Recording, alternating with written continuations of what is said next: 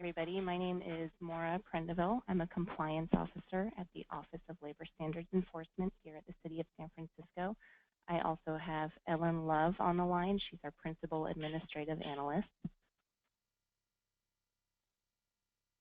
And let me just pull up Good morning. Slides. I'm just getting the slides up here for you to all see.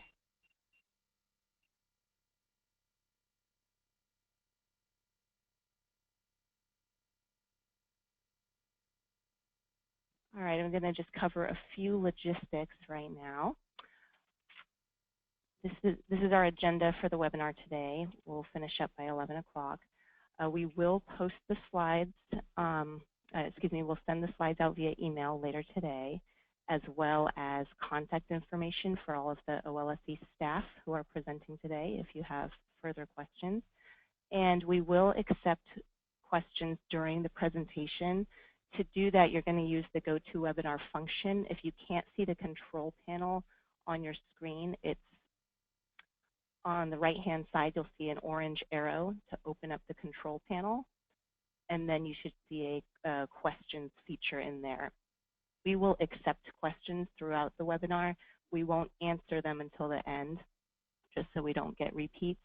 And if there's a chance we may not finish all of the questions today. If so, we will follow up to the individual participants via email so that we can get all your questions answered. And again, should other questions arise after today, we'll provide you with our contact information so that you can reach us. And just a quick overview of what the OLSE is. We are the city's labor law enforcement agency. In addition to the healthcare security ordinance that you're going to hear about today, employers in San Francisco actually have quite a few other laws that may apply to them. So make sure you look through our website and familiarize yourself with all of the laws. We enforce some laws that apply to all employers in San Francisco, such as the minimum wage law and the paid sick leave law. There are a bunch of other laws that apply to employers with 20 or more employees, such as the HCSO, Family-Friendly Workplace Ordinance, Fair Chance. There is a special law regarding formula retail establishments. The newest law was passed earlier this year. That's the Paid Parental Leave Ordinance. And we've got 2 new laws coming in 2018 that will apply to San Francisco employers, the Lactation in the Workplace Ordinance and the Consideration of Salary History Ordinance. At the very end of this presentation, there's going to be a link for you to sign up for the OLSE email list. I highly recommend getting on that email list if you're not on it already, because that's how we communicate important legislative updates to employers. And in addition to all of those, our office also enforces special labor laws that apply to city contractors. We have, there are several different aspects to our work. One is enforcement. We do investigations. We have enforcement authority. We can penalize employers that are out of compliance. But the other big chunk of what we do is we provide technical assistance for employers. We really want employers to be able to get the assistance that they need to understand these laws and be compliant with them. So for every single ordinance that San Francisco has, our office offers a hotline and an email address so that employers can contact us at any time with questions. So I encourage you to use those tools. We answer the hotline all day long. We can answer any questions you have about compliance for any of these laws.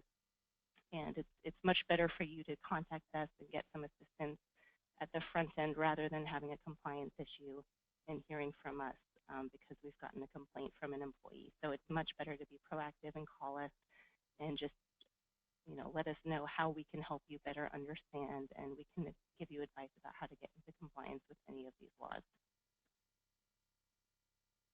Regarding the HCSO, the Healthcare Security Ordinance has been around since 2008. It's a pretty old law.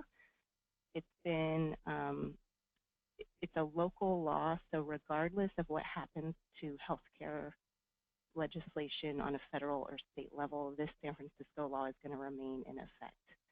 It's been amended a few times throughout the years, and the OLSC, as the administrative agency, is charged with issuing rules and regulations to interpret different provisions of the law. So our newest rules are going to be covered in detail later in this presentation. the easiest way to think about the HTSO is that it is a spending requirement. Okay, it's not an insurance requirement. It's a dollar amount that must be spent on each employee, and the employer has discretion to decide how it's going to spend that money. But when you think about it as a spending requirement rather than an insurance requirement, it can be a lot less confusing. It's not like the ACA. It's not any sort of requirement that employers provide insurance. It's just a dollar amount that's spent. The first step when you're analyzing whether you or your client is a covered employer is to look at our definition. It's pretty broad. This law applies to any entity that's doing business in San Francisco who has at least 20 or more people performing work. And that's for a private, for-profit employer. Nonprofits, it's 50 or more. So that encompasses, probably almost every business in San Francisco aside from the really small ones. You're looking at the language which says persons performing work. That means independent contractors and all types of employees, including part-time employees, seasonal employees, et cetera. So if the entity has at least 20 or people working for it, regardless of their location, then they're a covered employer. So you could have 5,000 employees in Helsinki and one of those employees works in San Francisco, then the employer is covered and it's a large employer. And the employer, once an employer has become covered by the law, it's got several different obligations. The first is to post the official OLSC notice in all workplaces that informs the employees about what their rights are under the HTSO. And please keep in mind that all of our other laws also have noticing requirements. So if you have a break room or some other physical location where employees see the labor notices that you post from the federal and state government, you want to add the City of San Francisco ones there as well. There's an annual reporting requirement. So each year, usually at the end of April, you're going to report to the city on your healthcare spending for the previous year. That's another area where you really want to be on our email list because you can get notices about when that's become available and any relevant deadlines. And we also offer technical assistance with that process, including trainings. So you want to make sure you're informed about those.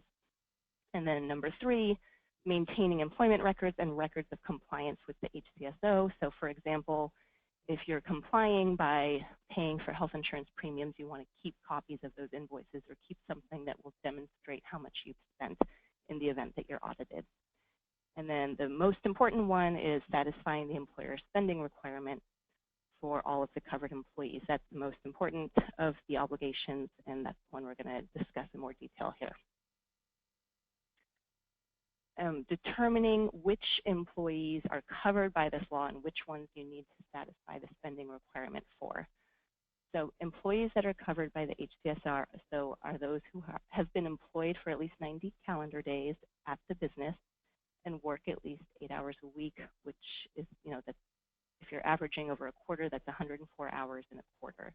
So that's going to encompass almost all of your workforce, unless you have people who are either brand new and haven't met their 90 days yet, or they work under 8 hours a week.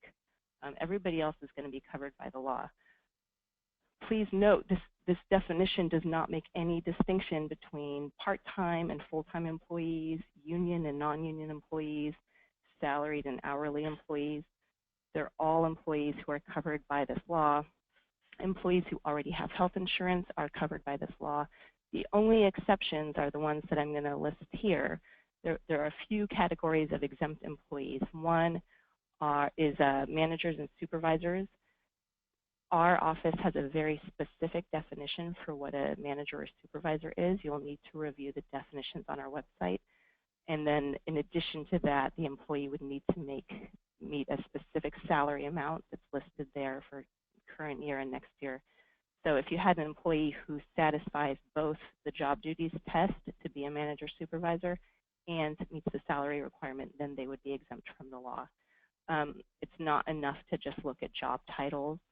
So examples of jobs that would not rise to the level of a managerial or supervisory employee under the HCSO would be somebody like an account manager or a project manager. This law only exempts very high-level employees who have a high level of authority and discretion. So a CFO, a CEO, a COO, those kinds of employees are going to fit under this definition, but a typical low-level, mid-level manager or account manager, project manager, they're not going to rise to that level. So take a look at, if you're exempting any employees, take a look at them and make sure that you're not being too broad with your definitions there. Employees who are eligible for Medicare, which is for people age 65 or older, or employees who are eligible for TRICARE, which is a very specific type of veteran benefit for people with a certain type of veteran status. Those people are exempt from this law. I'm going to note this several times throughout this presentation. Employees who are on Medi-Cal, Covered California, any other type of public or subsidized healthcare program like Alameda County, San Mateo County, San Francisco County healthcare program, they are not exempt from the law. It's only Medicare and TRICARE participants.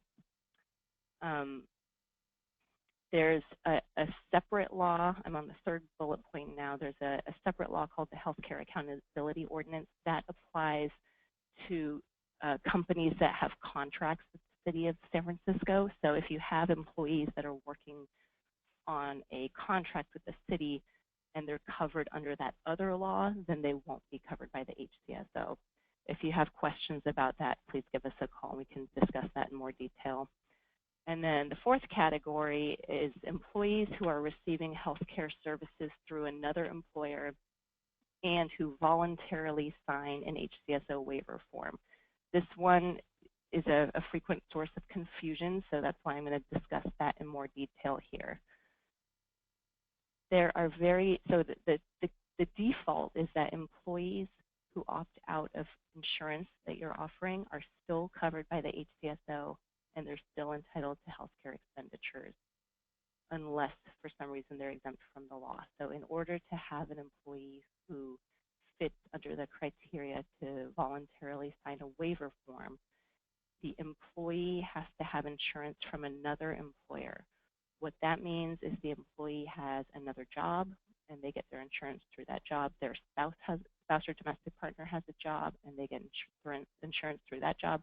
Or if they're under 26, they may still be covered under their parent's job insurance.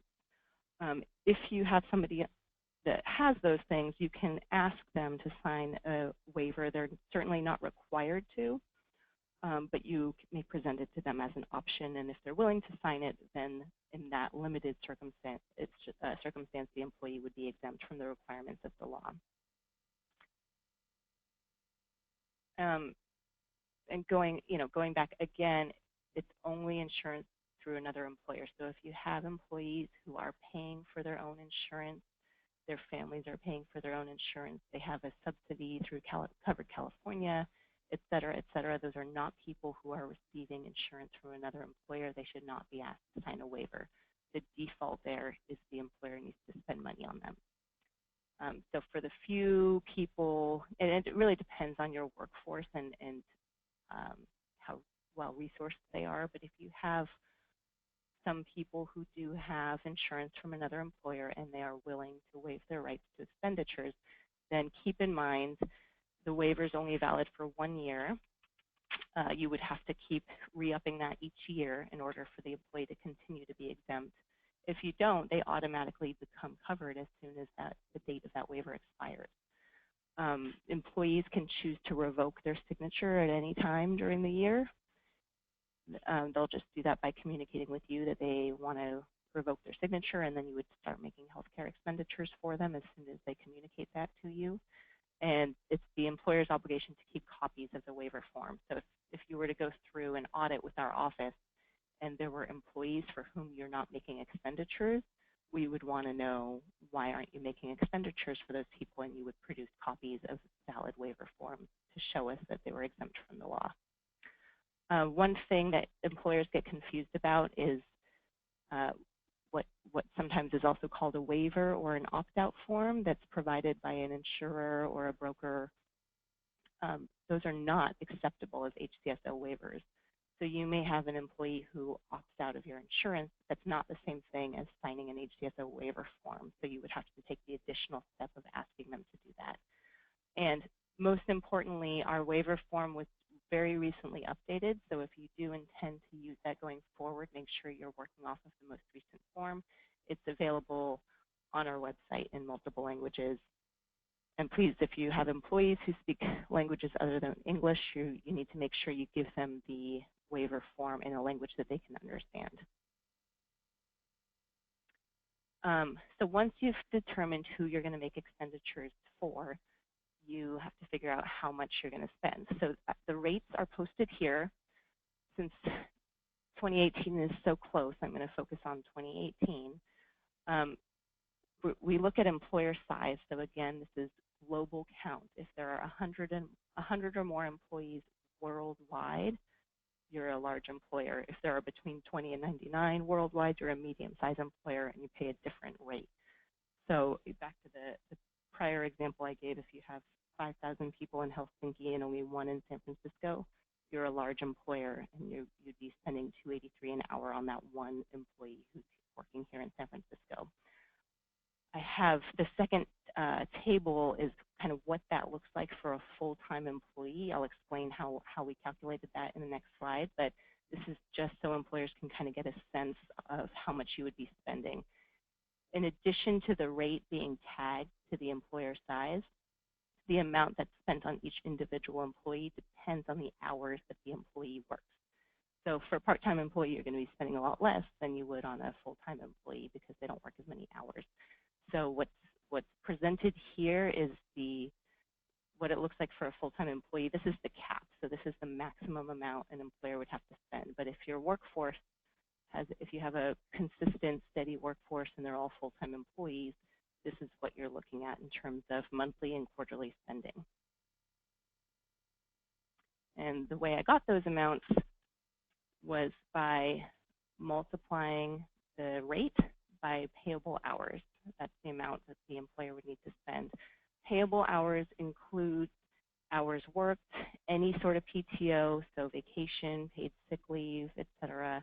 Those count towards payable hours. If you have people working overtime, you want to count the overtime hours. However, there is a cap, and so 172 hours a month is the most an employer is going to be responsible for. If you have a big project and somebody's working 200 hours in a month, your responsibility ends at the 172, and the amounts calculated on the previous slide are based off of the 172. If you have a workforce where everybody works consistently full-time hours, it's probably easiest for you to just do the 172 as your calculations. That's what I usually recommend to employers. And the spends have to be made quarterly. So of course, if you're doing insurance payments and you're being invoiced monthly, that makes it even easier. If you're not, if you're doing an alternative way of spending, then you just have to make sure that you make the spend by the quarterly deadline. So those are listed here. And keep in mind that when we talk about the employer spend, we're talking only about the amount that's spent by the employer. So if you, for example, you have an insurance plan that the employee contributes towards, that's fine, but you can't count the amount the employee spends when you're looking at how much you spend. It's only the employer spend that counts towards the obligations. And there are various different options to satisfy the employer spending requirement. The most common, and that's why we're discussing it so much today, the most common is by providing health insurance. So any medical, dental, or vision premiums that the employer pays for, including not only covered employees, but their spouses, domestic partners, children, or other dependents, any amounts that the employer is spending towards those costs count towards the employer spending requirement. The San Francisco City Option Program is probably the second most common way to comply with the spending requirement. That is kind of an umbrella, but within that umbrella, there's the medical reimbursement account program. There's a covered MRA program for people who are on Covered California, and there's the Healthy San Francisco program. So the employees could end up with any of those three options, but if the employer is contributing towards the city option program, that's a way that it can comply. In addition, there are health savings accounts, medical savings accounts, and other types of irrevocable reimbursement accounts that employers can utilize. And a combination. Now, we frequently see combinations of these different options. So, for example, an employer may be paying for insurance for its full-time employees, but it has a bunch of part-time employees that are not eligible for the medical plan, and they'll make city option contributions for those employees. Or there may be employees whose insurance does not quite get to the spending requirements, so it's too cheap for the employer to be able to satisfy the spending requirement with the insurance alone, and the employer may top off by making additional payments to either a health savings account or to the city option program for the employees on its insurance, or to some of the employees on its insurance, depending on the spend for the individual employee. And now I'm going to transfer this to Ellen because she's going to go over the newest rules, and then we'll get back into some general compliance issues. Hi, everybody. Just give me 1 second while we do this little transition. Thank you so much for joining us this morning. I'm going to do a couple of logistical, make a couple of logistical points before I jump into the rules. Oh, I'm also on the wrong slide. Excuse me. There we go. So just to answer a question that's come up already in the question box a number of times, we will be sending out a copy of the slides after the presentation today to everybody who attended, and so you'll get that by email. In addition, we are recording this webinar today, so it will be made available. It will be posted on the Healthcare Security Ordinance webpage on the OLSC website. So that is also an option if you want to review this later or share it with your colleagues. And then finally, I also wanted to say we had a little bit of difficulty with people viewing the slides as I was walking through them previously. So just a note, you should be able to either minimize the GoToWebinar panel on the right side of the screen with the little orange arrow at the top, or you should be able to drag my screen so that it takes up a smaller portion of your screen. So if you have any trouble with that, hopefully that will make it so you can see all of the text. So I'm going to talk a little bit about the Healthcare Security Ordinance rules. So the Board of Supervisors passes the legislation. They passed it originally in 2006 and have made amendments to the legislation in 2011 and 2014. Our office is charged with issuing regulations and rules interpreting the legislation. And we originally did that back in 2007 after the law first passed. And we haven't made an update to those original rules until this year. So in the middle of this year, we issued draft rules that got the interpretive rules into alignment with the legislative amendments that had happened in 2011 and 2014. So I'm going to walk through a couple of key changes in the rules that you should be aware of and keep in mind as you're moving forward to make sure that you're in compliance with the law. But first, just a little bit about the process that we went through. It's a public process. We posted draft rules on August 8th of this year. We emailed them out through our email list. Hopefully you're on that email list. Maybe that's how you found out about this webinar today. And then we held a public hearing on September 7th of this year. And we've posted the final rules on October 10th, and they became effective on October 29th. And the full text of those rules is available on our website. I encourage you to copy this link and take a look at those rules, at least download them and have them in your records if you have questions that come up. So just a couple of key things to note. As Moore talked quite a bit about the employee voluntary waiver form, we did make a few minor changes to the rules about the waivers. One of them is that it allows employees to put an effective date on their waivers so that you could if people want to sign them in October during open enrollment and then have them become effective on January 1st at the beginning of the plan year, that is an option. For that reason, we created this new waiver form and posted it on the website. I can actually send that out. Maybe I will send that out when we send out slides for this presentation. We can include either the new waiver form or a link to that new waiver. And again, that must be signed voluntarily by employees, and it has to show that they have insurance through another employer. Also, in the rules, it is provided for that employers may use electronic employee voluntary waivers as long as that electronic form is identical to the official OLSC form. Another thing I wanted to bring your attention to in the new Healthcare Security Ordinance rules has to do with a new law that took effect in San Francisco in 2017, which is the Paid Parental Leave Ordinance. We actually have a webinar coming up on that law early next week. I think it's December 11th. So if that's something that you're not familiar with and you or your colleagues want to learn more about that, there's a great opportunity to do that on next Monday.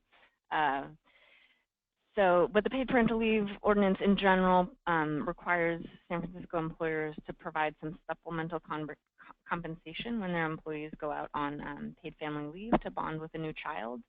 And one of the new rules on the HCSO clarifies what's required under the HCSO when people are out on paid parental leave. And the basics, I'll just summarize it here by saying that because the Healthcare Security Ordinance requires you to make healthcare expenditures for any hours payable, any hours that you're paying your employees for, that you will be required to make healthcare expenditures for any hours that you're paying when your employee is out on paid parental leave. Typically, right at this point in 2017, that's often around half of their hours when they're out on leave. The other half will be covered by the state of California. So you know, at this point in 2017, you would be required to make somewhere around half of the healthcare expenditures for the time they're out on leave. And if you have questions about how to do that calculation, please give us a call, or you can contact either our HCSO line or the Paid Parental Leave line, which is shown here. Another key part of the HCSO regulations is in Rule 5.8 in the new rules, and it has to do with averaging for uniform health plans. So let me back up and just say, in general, employers must make healthcare expenditures for each individual employee. Typically, extra spending on employee A does not count toward the expenditures for employee B. So you have to look at each employee individually. This rule provides for an exception to that for uniform health plans. And a uniform health plan is when all employees are receiving the exact same benefit, so that they have the same copays, the same deductibles, etc. In that case, the employer may average expenditures for employees who are enrolled in that particular plan. An example of this that comes up fairly frequently, the most common situation where you would use this would be an age-banded plan. So, you have a Kaiser plan. This is usually for smaller employers. You have an age-banded plan where you're paying much more for your older employees than for your younger employees, but the benefits are exactly the same. In that case, you may average the expenditures you're doing across those groups. It's important that to make sure that you maintain calculation records. Another question that we get often about this is, well, I have two different plans. I have an HMO plan and a PPO plan. What do I do with that? And the answer is that you can do the average within each of those plans, but you cannot average across the two different plans. So that. Okay, the next section, I'm going to talk a little bit about self-funded or self-insured plans. This is probably the most significant change to the HCSO rules. but it may not apply to everybody. So I'm going to try to use this little poll function to see how many people here today have this type of plan. So I know whether this section is going to be relevant. So here I go. Ready? You should see a little a poll pop up out of the GoToWebinar panel. Oh, this is so exciting. So it looks like a good number of people. At this point, half of the people who have responded have a self-funded plan. So I will go into a little bit of detail here. Thanks for your responses. That's very exciting. I'm glad that works. Okay, so just a little bit of background on self-insured or self-funded plans. Those of you who have them will be familiar with them, but they are plans where the employer is taking on some of the risk of the healthcare costs for the insurance plan. So you know, if nobody gets sick, you'll be spending less, and if somebody has, some of your employees have very serious health issues, you may be spending more. So you as the employer are taking on some of that risk.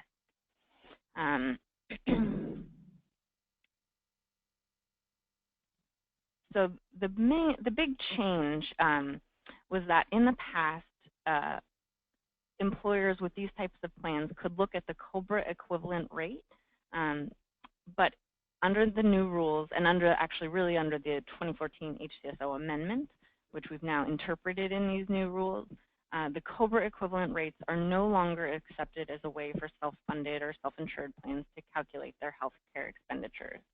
And we're really looking at the amounts that the employee actually spends.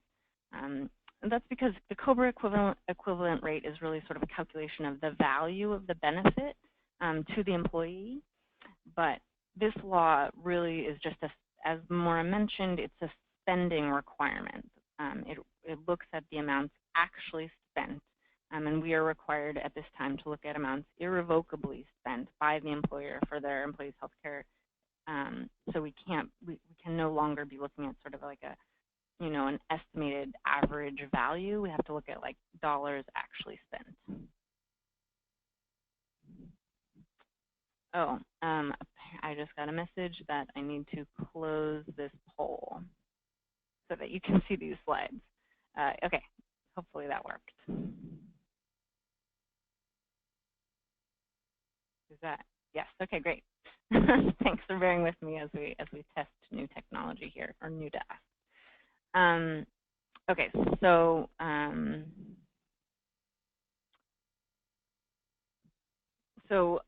moving on, a little bit more about how you can calculate your expenditures if you do have a self-funded plan. And I'm going to start with sort of the conventional way that people have thought about self-funded plans. These would be when employers pay claims as they are incurred by their employees. So it's sort of pay-as-you-go self-funded plan. We see this mostly with very large employers, and it's the original way that self-funded plans were set up. So we will now be looking at the average hourly expenditure for a calendar year to meet or exceed that year's required expenditure rate. So I'll give you a quick example. This is super simplified, and there are lots of details to this that we can get into later, and that you're welcome to give us a call regarding, and we'll try to work out the specifics of your particular situation. But for 2018, we'll take an employer that has 100 covered employees. At the end of 2018, they would look and say, how much have we spent on our employees' self-insured health plan for this year? And you can include both the amounts that were spent on the employees' claims, and also the amounts you spent on, say, stop-loss insurance and some other administrative fees. But you'd look at the total package, and if you have questions about exactly what you can include in there, you can follow up with us later. But say for example, the total amount spent in 2018 was $600,000, and then you'd say, okay, that's one piece. The next piece you need is, what are the total hours payable for your covered employees in 2018? Here we've got an example. I think the example I put in here was just that everybody's working full-time. So you're at the maximum of 172 hours per month for all those 100 employees. So the way that you calculate whether you're meeting the required expenditure rate is just simply to divide the total amount spent on the health plan by the total hours payable. And in this case, the employer gets to an average hourly expenditure rate of $2.91. That exceeds the 2018 rate, large employer rate of $2.83 per hour. So in this case, the employer has met the employer spending requirement. A couple of things to know about this.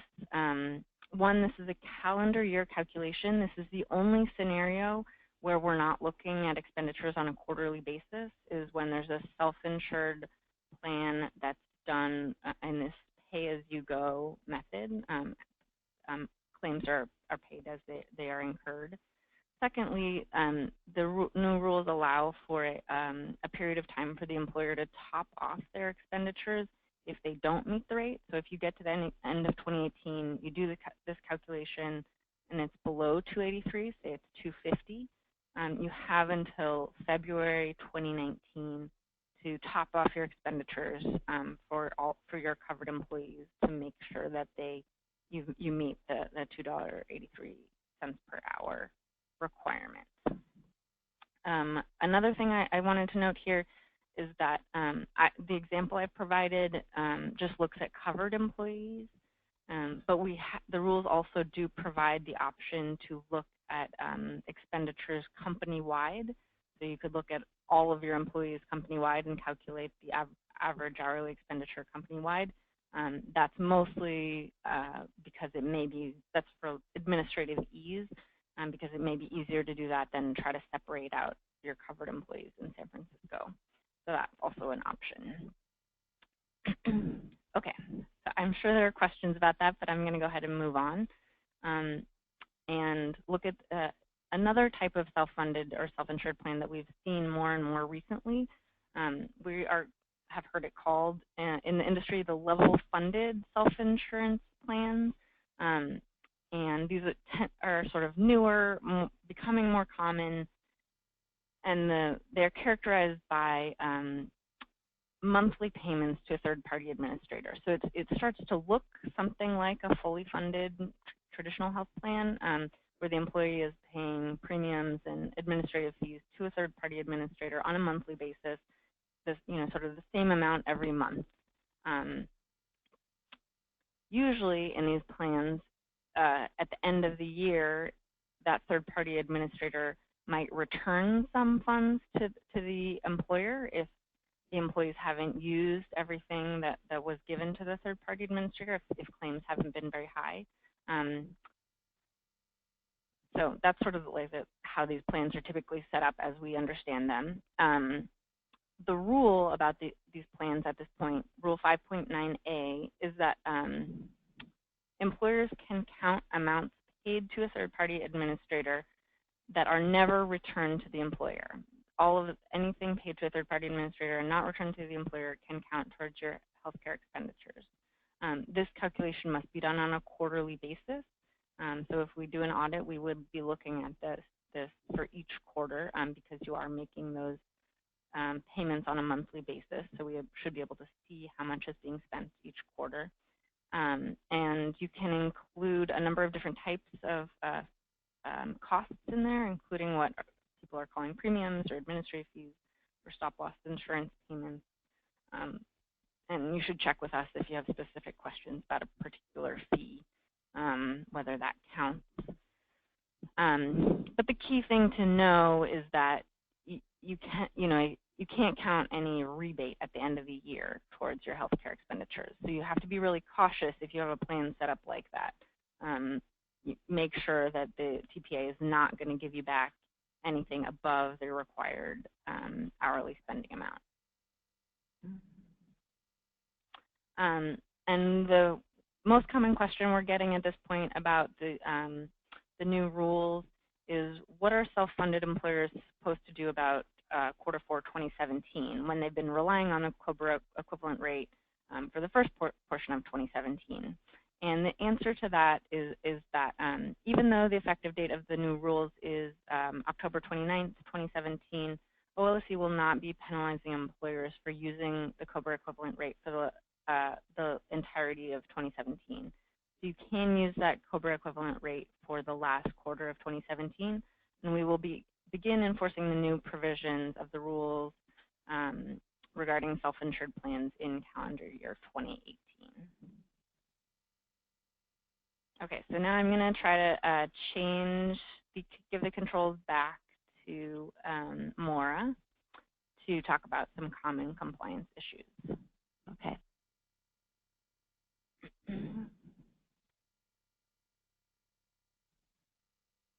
All right, give me a moment. Here we go.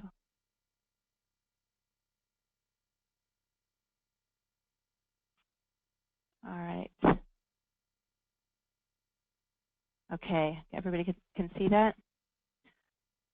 So part of my job as a compliance officer is to answer the hotline, and I feel like over the years I've been able to see a lot of common trends of where we get complaints filed from employees and where employers kind of run up into problems. So I'm going to share some best practices with you.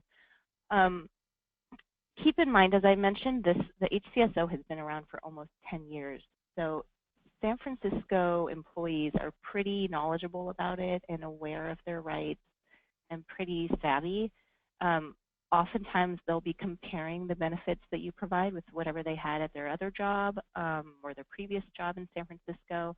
And because employers comply in different ways, they may have questions about, well, is this compliant or not? So I'd say, you know, if you want to avoid hearing from our office or having compliance issues or having to go through an audit, one of the best things you can do is make sure you have a really high level of transparency and communication with employees. If they can't get answers from their HR or benefits department, they're going to call us. So oftentimes it seems like we get complaints filed most often when an employee's health benefits are either changed, delayed, taken away. So often this follows a change in management or turnover in the HR or benefits department. There's not having a smooth transition there. It can cause problems for employees, and then they contact us. Or the employee doesn't understand. Maybe the employer is in compliance but is not able to communicate that to the employees, and they don't see that. So the first thing I'd say is a lot of employees really have no idea how much their employer is spending on their insurance. They see the dollar amount that's being taken out of their paycheck, but they don't necessarily understand the other 80% of the premiums or the other 90% of the premiums are being paid by their employer. So make it easy for them to find out how much they cost the employer. Basically, if you're transparent about the cost of their insurance, if you're averaging their expenditures with others because you have because you have a uniform health plan, make sure you can tell them that. If you're self-funded, make sure you tell them that. All of those things are going to increase the employee's understanding of how the employer is complying, and it's going to reduce the number of times they call our office.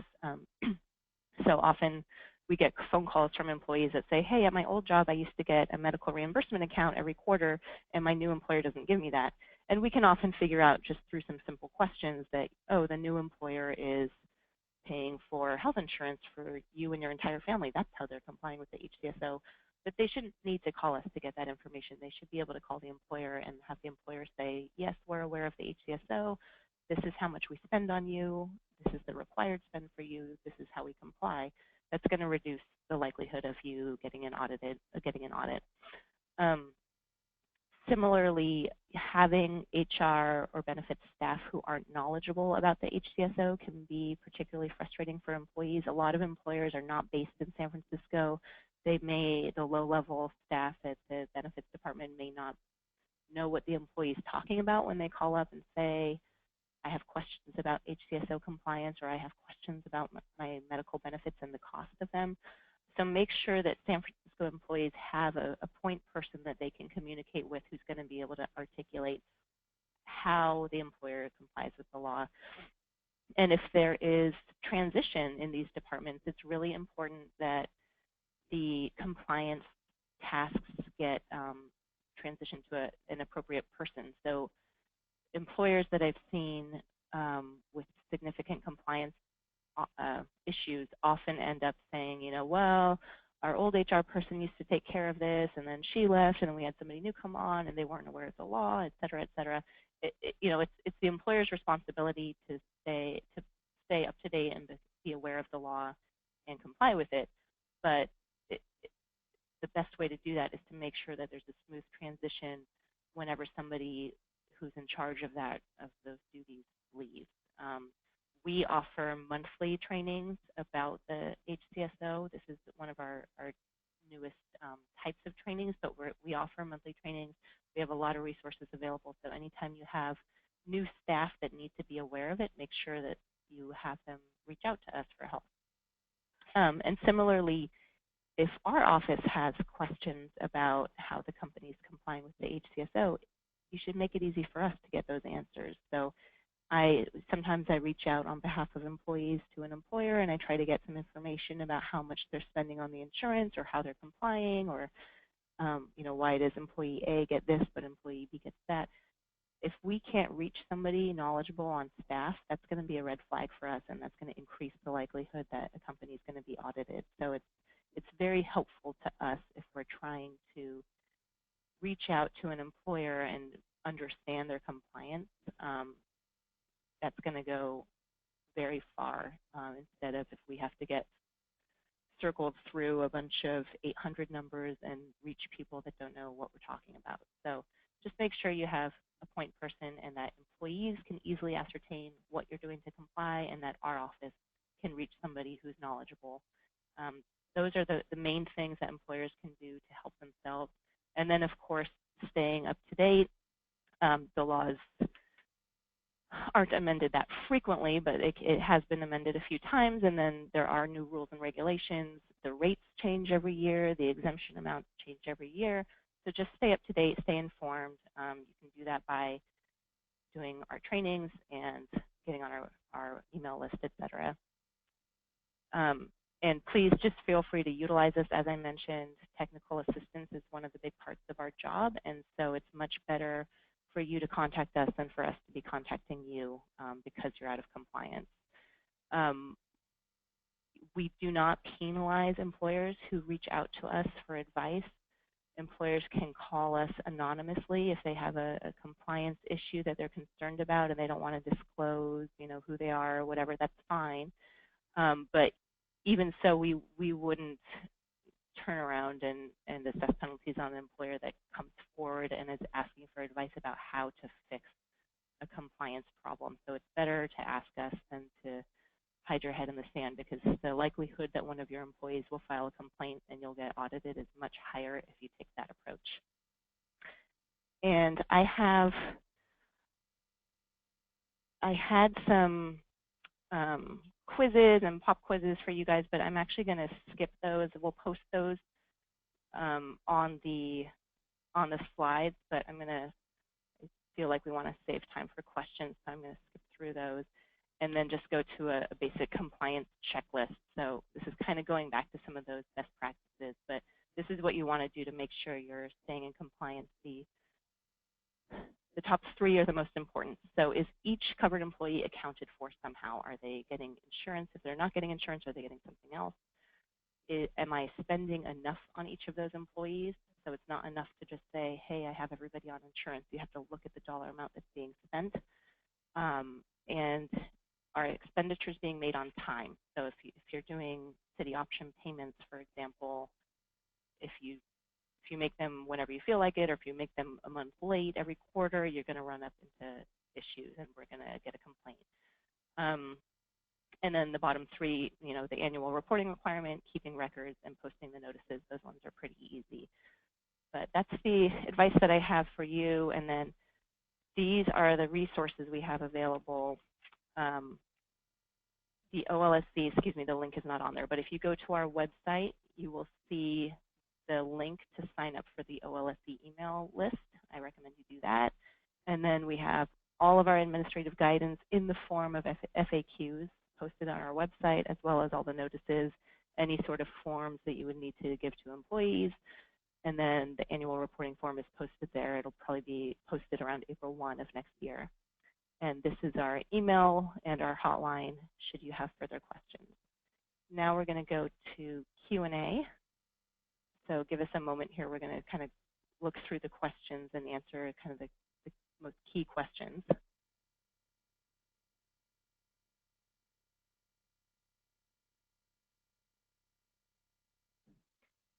Okay. So Maura, should we just look at the chat feature, and you want to take this first one? Yeah, I see one that says it's regarding contractors as employees, who's required to pay the expenditure. Let me just make sure I'm clear on that. If you're referring to a staffing agency where a worker is contracted and placed at a different entity, that is addressed on our website in the administrative guidance. But basically, if you're talking about a staffing agency context, both entities can be held responsible for the healthcare expenditures. So as long as one of them is making the expenditure, then you're okay.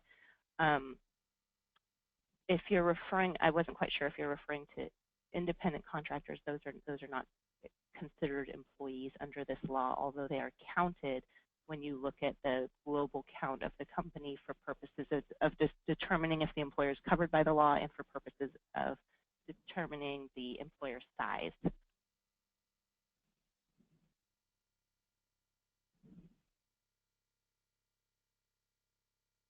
You want to take that one as well? And then, yeah, the next one, so if an employee lives out of state and never is in California, do you use them as a head count? You don't need to spend on that employee. You do use them towards the head count. So you would count that employee when you're looking at the global count. So when you're determining, is my company covered by the HCSO? Do we have 20 or more employees? You do count that person. If you're trying to ascertain whether you're a medium or a large employer so that you can figure out the correct rate, then yes, you count that person. But you don't make spends for that person because that person is not a covered employee. So you use them to determine whether you're a covered employer, but that individual who never works in San Francisco and doesn't spend any of their time here, that person does not work a minimum of 8 hours a week in San Francisco, so that person is not entitled to any expenditures. It would only be the employees who work here in San Francisco that are entitled to expenditures. I'll just take the next one to give Maura a break. This is Ellen. The next question is regarding exemptions from the HCSO. Can you exempt an employee with a salary with the salary requirement only? So can you exempt an employee with a salary over the $97,000 or so threshold just based on their salary? And the answer to that is no. They have to both meet the salary requirement and also meet the job test requirement. So they must also be a manager or supervisor according to the definitions on our website, and also make more than that salary threshold. And then the next one, does an employee need to complete the voluntary waiver form annually? Yes. It's only valid for 1 year. So when that expires, you either need to have them fill out the form again, or you need to start making expenditures for them. But the waiver form is not good indefinitely. It's only valid for 1 year. And yes, an employee, in order to sign the waiver form, the employee must have other coverage, and it has to be other coverage from another employer. So it cannot just be an employee who pays for their own insurance. It needs to be insurance from their other job, from their spouse's job, from their parent's job.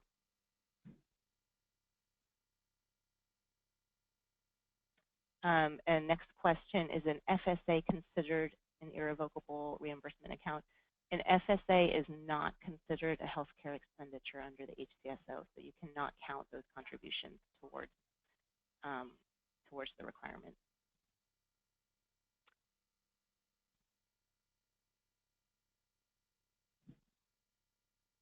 And we're just waiting on a few more questions.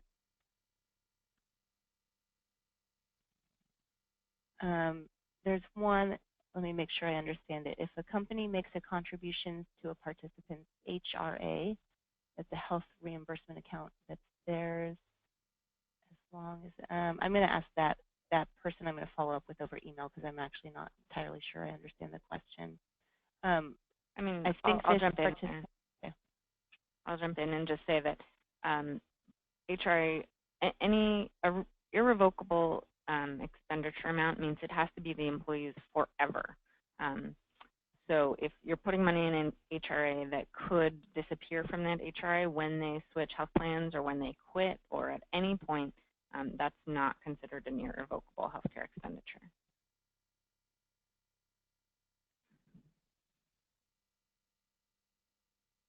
And let's see, I'll take the next one. The question is, if an employer calculates PPLO pay, meaning paid parental leave pay, as a benefit and not an hours-based calculation, does the expenditure still apply? Yes, it's going to be based on how we look at it. We're going to look at it as an hours-based calculation, and so the expenditure would still apply.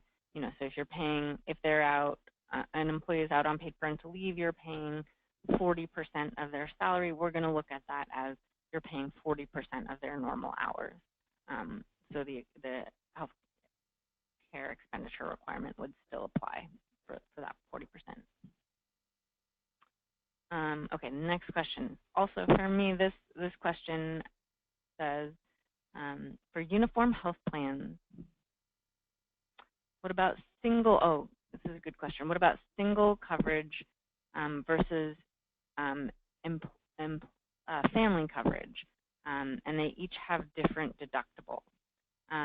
So Maura, you can correct me if I'm wrong here, but I think that we would look at those as two different benefit packages. Is that's correct? Yeah, so the employer could average all the people on the single plan together to calculate how much they're spending, and then they can calculate everybody on the employee plan together to see how much they're spending. But because they have different deductibles, they're not a uniform plan between those two, so that's two separate plans. And they can average within those plans, but they can't average them together.